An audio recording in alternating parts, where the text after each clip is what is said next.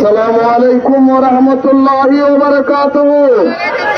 প্রিয় সংগ্রামী সাথী বন্ধুরা আমার, আমাদের কোন বক্তব্য নয়, আমাদের একটাই বক্তব্য, রইসুদ্দিনের হত্যার বিচার চাই। এই বিচার যদি না হয়, অন্তর্বর্তীকালীন সরকারকে জানিয়ে দিতে চাই অতি সত্বর আপনার গদি ছাড়তে হবে।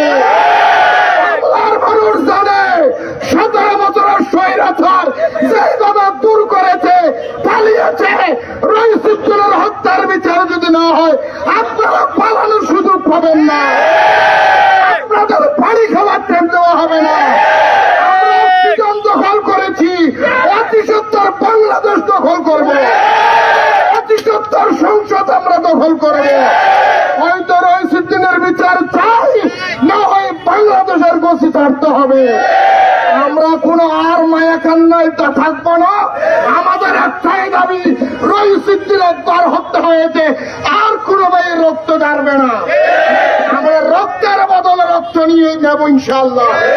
যদি সরকারি ভাবে রইসুদ্দিনের বিচার না হয়, ওই খুনিদের চোখ উকাড়ে নেওয়ার রাস্তা আমাদের আছে। আমাদের সেই শক্তি আছে, আমরা এখনো পত্রতায় আছি।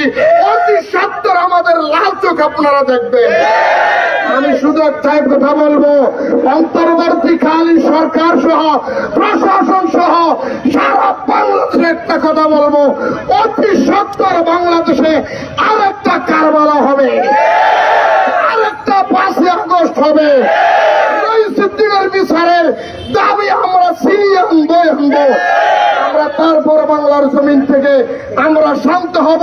যতক্ষণ আমার ভাই রইসুদ্দিনের রক্তের বিচার হবে না, আমাদের কোনো শান্তি নেই। আমাদের শান্তি একটাই, আমরা রইসুদ্দিনের বিচার চাই। এই কথা বলে আমার বক্তব্য এখানে শেষ করলাম। আসসালামু আলাইকুম।